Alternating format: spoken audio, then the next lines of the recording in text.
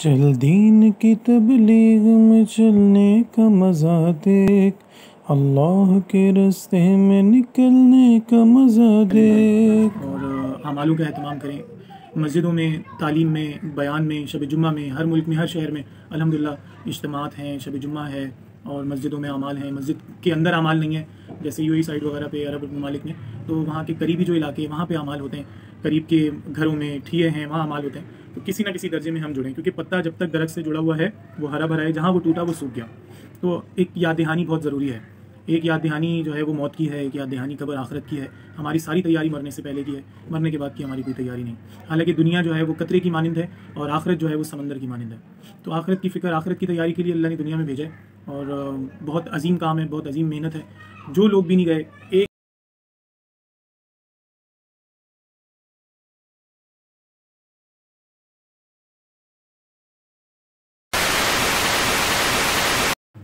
बिस्मिल्लाहिर्रहमानिर्रहीम, अस्सलाम वालेकुम। आज हम आपको रायवंड इज्तिमा में जो हम गए अल्हम्दुलिल्लाह उसकी पूरी स्टोरी सुनाएंगे, जिसको तबलीगी लैंग्वेज में हम कारगुजारी कहते हैं। जो साथी हमारे वक्त लगाए हुए माशाल्लाह, उनको इस हवाले से काफ़ी पता होगा कि वहाँ किस तरह की, मतलब हमारे यहाँ जैसे साथी हो गए या साथी भाई हो गए, इस तरह की लैंग्वेज यूज़ होती है।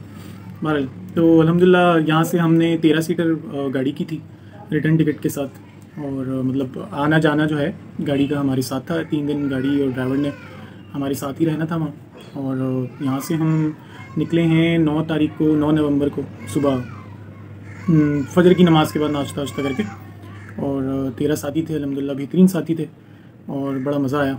यहाँ से हम गए और जी रास्ते में हम अंदरूनी सिंध में एक जगह हमने खाना खाया और रात को हम वहाँ रुक गए। सक्खर में हमने स्टे किया था। तो जब हम अंदरूनी सिंध पहुँचे, वहाँ पे शहर मेरे जहन में नाम नहीं आ रहा, लेकिन खाना खाया, हम रास्ते में खाना वगैरह बना के ले गए थे, चाय वगैरह पी वहीं पे। और उसके बाद फिर हम वहाँ से जब निकले हैं और वहाँ पे जिस जगह हम होटल पे ठहरे हुए थे, वहाँ चारों तरफ जो है सैलाब का पानी था बहुत शदीद। और वो इलाके हैं जहाँ पे बस अड्डे बने हुए हैं, मेन रोड्स हैं, उन रोड्स के ऊपर बिज़नेस हो रहा है, होटल्स बने हुए हैं और मुख्तलिफ पेट्रोल पम्प्स हैं और दुनिया जहाँ की मुसाफिरों के हवाले से हर तरह की सहूलत है। लेकिन उसके अतराफ़ की जितनी ज़मीनें थीं, फसल बोने वाली ज़मीनें, ज़रई ज़मीनें या रिहायशी ज़मीनें, उन ज़मीनों के ऊपर पानी था।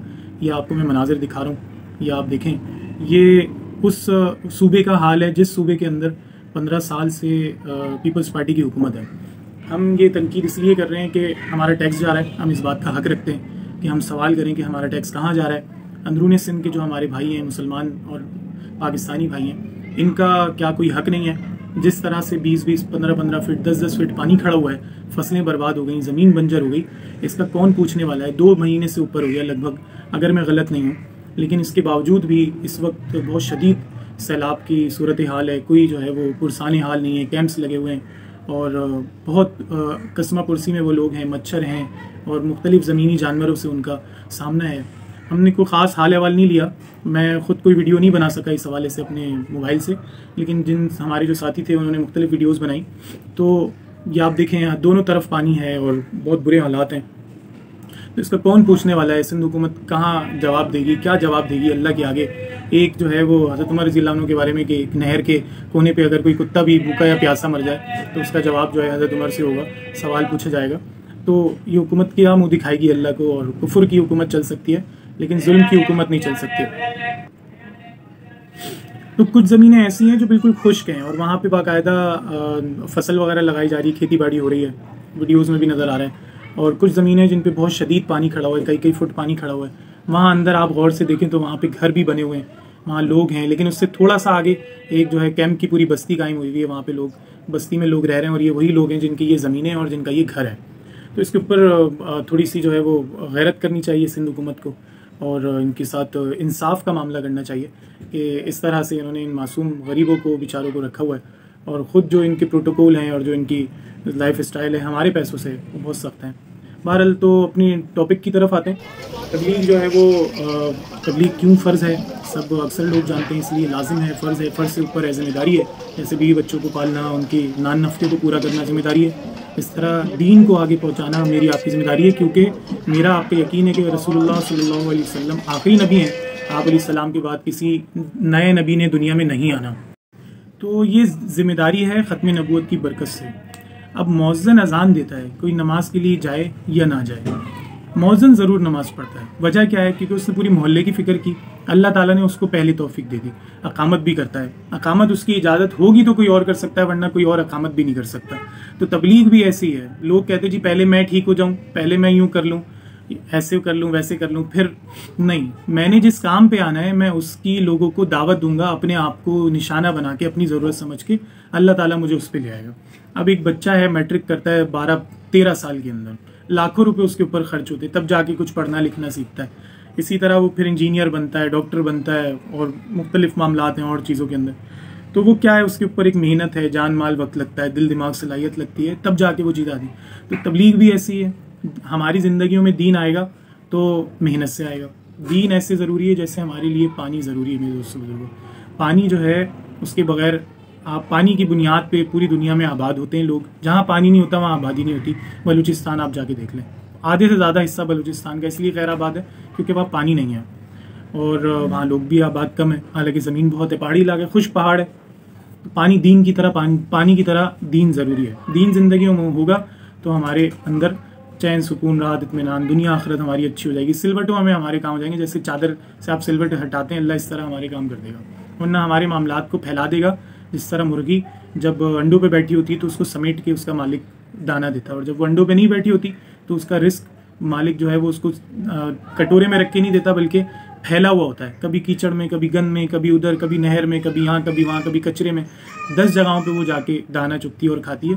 तो अगर दीन होगा तो अल्लाह समेट के दे देगा, दीन नहीं होगा तो अल्लाह हमारी रोज़ी को फैला देगा, उसमें हमें तंग करेगा, जलील ख्वार करेगा। दोस्तों, तो तबलीग जो है वो बुनियाद है, नबियों वाला काम है। इससे बड़ा कोई काम होता है, अल्लाह ताला नबियों को दे के भेजते, इससे बड़ा और कोई काम दुनिया में नहीं है। तो हम जब इस निस्बत से जुड़ जाएंगे तो ईंट जब बाथरूम पे लगती है तो वही ईंट जो है उसकी कोई औकात नहीं होती, लेकिन अगर वही ईंट बैतुल्लाह पे लग जाए तो उसकी औकात, उसकी हैसियत बढ़ जाती है, उसकी निस्बत बढ़ जाती है। मेरे रसूल, जब हम अल्लाह से, अल्लाह के नबी अलैहि सलाम से जुड़ जाएंगे, हमारी निस्बत बढ़ जाएगी। तो माशाल्लाह हम अंदरूनी सिंध से निकले, टूटी फूटी रोडें, सड़कें, लग रहा था कि भाई अंदरूनी सिंध से जा रहे हैं। फुल सामने मिट्टी का एक झुंड था, और भाई वहाँ से हम मुल्तान के लिए जो है सखर मोटरवे से, हम हाईवे से, मोटरवे से चढ़ गए। और माशाल्लाह सी पैक बड़ा अच्छा बना हुआ था, सी पैक मोटरवे हम गए भाई। वहाँ से जा आके हमने सलंग जाती रही गाड़ी नाक की सीध में, और सोते रहे, जाते रहे। वहाँ एक जगह स्टॉप किया, वहाँ पूरी माशाल्लाह जितने भी होटल्स हैं और वहाँ पे जो वॉशरूम्स वगैरह हैं, पेट्रोल पंप्स हैं, एक ही कंपनी को दिए हुए हैं, और सारा हिसाब किताब, सारी थीम सेम है। वहाँ जितने भी रेस्टोरेंट्स वगैरह और जो आपको बस अड्डे वगैरह मिलेंगे, वहाँ रुकने के लिए स्टॉप्स सी पैक के रोड पे बहुत अच्छा बना हुआ है। पूरे कराची में, पूरे मुल्क में फैला हुआ है, सक्खर से लेके पूरे मुल्क में है, सिवाय अंदरून सिंध के। तो सक्खर में भी, सक्खर से फिर आगे मुल्तान वगैरह उस तरफ निकलता है। तो एक ही थीम है, बहुत अच्छा ज़बरदस्त हिसाब किताब, वॉशरूम बहुत ज़बरदस्त, साफ़ सुथरे रोड्स और साफ़ सुथरे सारे मामलात। तो माशाल्लाह हम वहाँ से निकले और सक्खर से हम चढ़ गए, वहाँ गए, और जाके हमने रास्ते में मजाक मस्तियाँ, खाना पीना, चिल प्रोग्राम चलता रहा कुछ ना कुछ। और वहाँ से हम सो गए, आगे गए और मुल्तान पहुँचे। मुल्तान में जाके हमने फिर एक होटल में स्टे किया। तो एक होटल था, होटल के पीछे मस्जिद थी। तो मस्जिद में जब हम पहुँचे तो वहाँ भाई हमने सामान वामान रखने का इरादा किया, तो हमें पता चला कि जी यहाँ पे कुछ फ़िरके वारियत का पंगा है। और वो हमने कहा जी ये तो कोई बात नहीं हुई, मस्जिद तो वक्फ़ की जगह है, आप कैसे किसी को यहाँ रोकने से मना कर सकते हैं। होटल वाले कहने लगे यार शोर हो जाएगा, ये हो जाएगा, वो हो जाएगा, आप नहीं रहो यहाँ। फिर उनका मैनेजर आ गया, कहने लगी छत पे ठहर जाओ। अब देखो अल्लाह पाक लेता भी है, देता भी है, तो खौफ से भी डराएगा, और अल्लाह पाक फलों की कमी से और इस तरह की कुछ चीज़ें अल्लाह पाक जिससे डराएगा हम लोगों को, हमारे ईमान को ताज़ा करने के लिए। तो हम भाई वहाँ होटल पे रुक गए। वहाँ होटल पे रुके तो वो होटल की छत जो है ना, वो फर्स्ट फ्लोर था और वो लेंटर की छत थी, वो हिले। अब हम बैठे हुए, लेटे हुए, खड़े हुए, साथी सामने से चलता हुआ आया, एक साथी कोई आ रहा है तो वो छत हिल रही है। जिस तरह हमारे ब्रिज हिलते हैं जब कोई हैवी ट्राला वगैरह गुजरता है, तो इस तरह से छत हिल रही है। अब भाई हमने कहा यार ये तो बड़ा पंगा हो गया। उसके बाद जब हम लेटे हैं तो हमारे ऊपर से जो है वो बिजली की बड़ी बड़ी जो है वो मेन लाइनें गुजर रही मुल्तान शहर की, वो भी हमारे सर के ऊपर से गुजर रही। ज़्यादा फ़र्क डिस्टेंस नहीं था, ज़्यादा उसकी हाइट नहीं थी। बहरहाल भाई बड़ी दुआएं, और हमें तो मुश्किल वक्त में अल्लाह याद आते हैं। इंसान का मिजाज भी है कुछ इस तरह का, तो अल्लाह पाक हालात लाता है। इसलिए हम भाई वहाँ अल्लाह पाक से दुआएं मांगी और कुछ पुराने साथी थे उनसे हमने दुआए अबू दरदा रज़ियल्लाहु अन्हु और हज़रत दुआए अनस रज़ियल्लाहु ताला अन्हु वो उनसे हमने सुनी और वो पढ़ के हम सुना के दम वगैरह करके हम सो गए। अल्हम्दुलिल्लाह आफ़ियत रही। सुबह उठे, नाश्ता वगैरह किया और वहाँ से फिर हम निकले और रास्ते में फिर ऐसे ही इंजॉय वगैरह करते हुए दुआएं वगैरह का एहतमाम करते हुए हम चले और पिंडाल पहुँच गए रायबंड में। फिर 3:30 बजे हम पहुँचे थे। 10 तारीख को इज्तिमा शुरू था और 3:30 बजे दोपहर में पहुँचे। रास्ते में हमने वहाँ पहुँच के फिर रास्ते में जो है असर वगैरह पड़ी और फिर अपनी जगह पे पहुँच गए। माशाल्लाह ऐसे करोड़पति लोग भी आपको मिलेंगे, खरबपति अरबपति लोग हैं जो वहाँ मिट्टी पे लेटे हुए हैं जाके, और उसमें उनको सुकून मिलता है। जहाज़ में आए हुए लोग और जी बड़ी बड़ी अपनी गाड़ियों में आए हुए लोग, पीछे बड़े बड़े उनके मामलात हैं, लखपति करोड़पति, फैक्ट्रियाँ चल रही हैं, बड़े बड़े मामलात चल रहे हैं, लेकिन वो क्या अल्लाह को राज़ी करने के लिए जाके एक फ़र्श पे तरपाल के ऊपर लेट जाते हैं अपना बिस्तर लगा के। क्यों? कि भाई मुझे अल्लाह मिल जाए। कि जिसको अल्लाह मिल गए कुछ नहीं मिला उसे सब मिल गया, जिसको अल्लाह नहीं मिले सब मिल गया उसे कुछ नहीं मिला। तो अल्लाह पाक मिलेंगे भाई। अल्लाह को घर बार छोड़ने से अल्लाह मिलेंगे। कुछ वक्त के लिए हलाल को बंदा छोड़े तो अल्लाह पाक जो है हलाल में भी मज़ा देंगे और हराम भी आपसे छुड़वा देंगे। तो माशाल्लाह वहाँ पे बड़े हज़रात बुज़ुर्ग आए हुए थे कई मुल्कों के, और कई मुल्कों के मेहमान आए हुए थे। भरपूर जमातें निकली, माशाल्लाह भरपूर काम हुआ। और इतने महंगाई और इतनी पेट्रोल डीज़ल वगैरह इतना महंगा है, उसके बावजूद भी माशाल्लाह बेहतरीन काम हुआ। और इमरान खान ने भी एक हमें जाते जाते एक और तोहफ़ा दिया कि जिस तरह हम हज उम्रे के लिए सऊदीया में अप्लाई करते हैं, इसी तरह जो लोग पाकिस्तान में आने के लिए वीज़ा अप्लाई करेंगे उनको एक ऑप्शन ये भी मिलेगा कि मैं दावत व तबलीग के लिए आना चाह रहा हूँ। और उसका सारा जो इसका वीज़ा जो ओके करेंगे वो मजहबी उमूर वाले होंगे, वफाकी मजहबी उमूर के जो लोग हैं, दीनदार तबका है, उन लोगों को ये सारी चीज़ें दी गई हैं। और ये आगे इंशाल्लाह कानून में हो गया, मुस्तकिल रहेगा।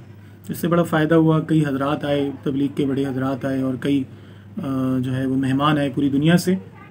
माशाल्लाह भरपूर काम हुआ और मुशक्क़तें तकलीफ़ें इसी से अल्लाह ने अपनी ज़ात को जोड़ा है, लेकिन हर तंगी के बाद राहत है।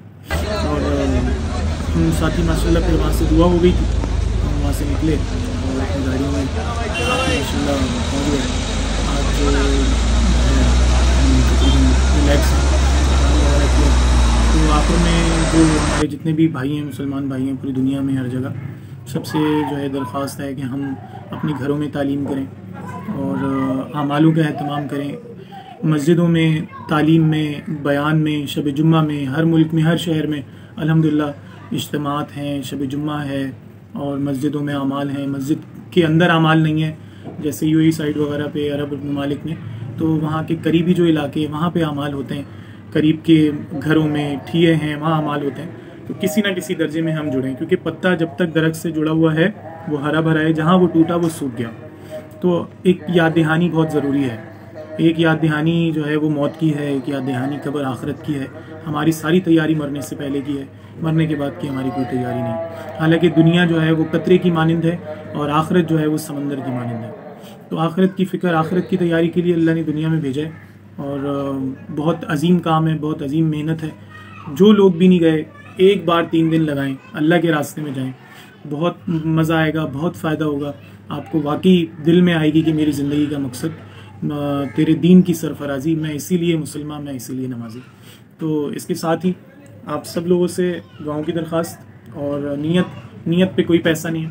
नीयत करें, इरादा करें, जब सहूलत हो अल्लाह के रास्ते में निकलें एहतमाम से। और लोगों को कहें अपने घरों में नमाज़ों की पाबंदी, बच्चों को नमाजी बनाएं और इसके लिए पूरी दुनिया में जाने की नीयत करें। जज़ाकल्लाह। अस्सलाम वालेकुम व रहमतुल्लाह।